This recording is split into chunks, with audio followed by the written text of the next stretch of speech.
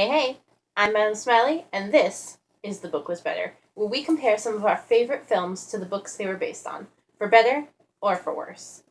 Today, we'll be reading and watching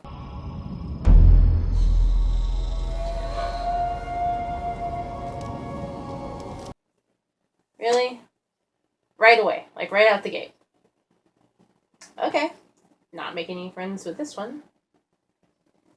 Welcome to Jurassic Park. Outside of those of us who have spent the last 65 million years or so buried in sand, everybody has seen Steven Spielberg's prehistoric blockbuster based on Michael Crichton's novel by the same name. Jurassic Park is the classic story of man's hubris in assuming that simply because the technology is available, it's definitely going to be used for entertainment and profit. In both mediums, the story is told primarily from the point of view of Dr. Alan Grant, a paleontologist working on a crazy successful dig in Montana, along with his paleobotanist/girlfriend/grad student Ellie Statler. That aside, a paleontologist working on a crazy successful dig in Montana.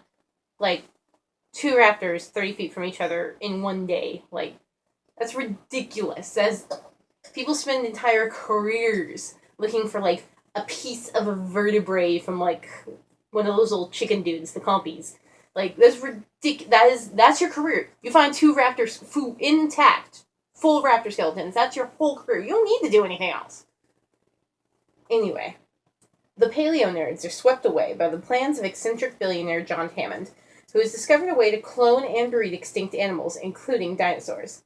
His plan to utilize this stunning scientific advance? Build a theme park. Duh. Hammond is being forced by his lawyer to provide outside experts to give Death Trap Park the okay before allowing it to open. The Dino Dorks agree to visit the island when Walt Crazy offers to fund their future insanely productive digs for the future. They're joined on the island by Ian Malcolm, a mathematician and deep V aficionado, who believes that the chaos theory will tear the whole project apart, along with a forgettably quivery lawyer and 2 kids who are clearly only there to add tension and give the children in the audience something to relate to. This is essentially a lot of the same problems that you get when you open a multi-million-dollar theme park. Power outages, unintuitive computer programming, corporate espionage, raptor attacks, all leave our heroes struggling against hundreds of super intelligent and super dangerous dinosaurs while they wait for the chopper to come pick them up and save them. The late Dr. Crichton's book, published in 1990, is a cautionary tale, meant to warn us about the dangers of playing God, often compared to Mary Shelley's Frankenstein.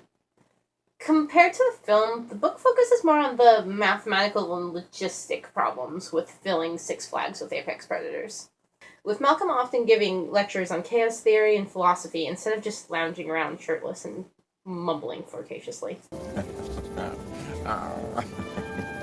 My main issue with the book is the charts. The charts! It seems like Crichton spent half his writing time drawing up charts to explain the intricate details of the park, but instead of being informative, it just feels like homework. I found the book to be kind of dry, with a lot of scenes being so heavily colored by the movie that they just fell flat when they're just simply read. It's like Crichton was working so hard to write a setting that sounded plausible, he forgot the setting was a world with living goddamn dinosaurs! The magnitude of these creatures is dwarfed by the countless scenes where the heroes just gather around a chart or two discussing software limitations. Although, I have heard it defended that the dinosaurs were never really the point. They were just a dangerous, obvious affront to the natural order of things, meant to drive home the danger of trying to manipulate that order. As far as plot goes, Spielberg didn't deviate much from his source material, outside of changing the ages of the 2 kids. But considering Crichton himself worked on the screenplay, that isn't terribly surprising. Released in theaters in 1993, the film was an award-winning achievement in visual effects, combining animatronics and digital art to create huge, surprisingly lifelike visuals that have stood up fairly well against the test of time, as long as you aren't watching them in HD.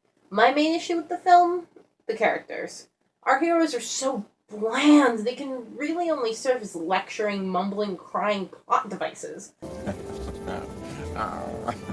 The only reason we can relate to these people is that their motivations or flaws are so obvious and easily digested. But then again, this seems more of a result of Crichton's writing than Spielberg's directing. Our fair novelist wrote these one-dimensional cliches so he can brush past them and focus on his precious setting. But let's face it, it's pretty hard to enjoy a story when you don't like any of the people in it. I said people! Also, I have got to bring up these endings. In the film, after all of this death and chaos and just property damage, our heroes are allowed to just go home, calmly flying away, presumably allowed to just return to their normal lives. I'm sorry, but even in Crichton's unsupervised, super scientifically advanced dystopia, there would be people that had to be held accountable for this stuff. There's questions that would need to be asked, forms to be filled out, charts to be looked at! In the novel, we end up with our heroes being held pretty much indefinitely by the Costa Rican government, pending an investigation. Malcolm dies of his T-Rex wounds, which seems pretty reasonable, seeing as he was treated by a paleobotanist, which is a made-up thing you made up! Hammond is eaten by compies in a moment of pure karmic bliss. It just seems more real, and despite still being a cliffhanger, a lot more satisfying. Spielberg fell victim to the idea that an ending has to be happy to be good.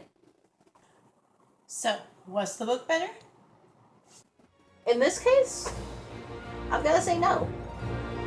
Maybe it was growing up with this movie, hearing John Williams' score, seeing the size and the scope of these dinosaurs that made such a great story for so many people.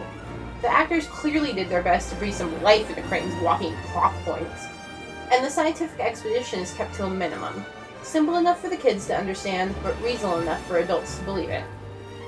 Still, if you want a more in-depth look of how a project like Jurassic Park might be run, I would definitely give the book a try. I mean, you might even learn something. Just make sure to fact-check before you go showing off at the next year's ScalyCon. I'm Madam Smiley, and this was The Book Was Better. Or, in this case, the movie was better. Anyway, make sure to like, subscribe, and comment letting me know your favorite movie based on a book. Bye! I'm a motherfucking T-Rex! I'm a motherfucking T-Rex!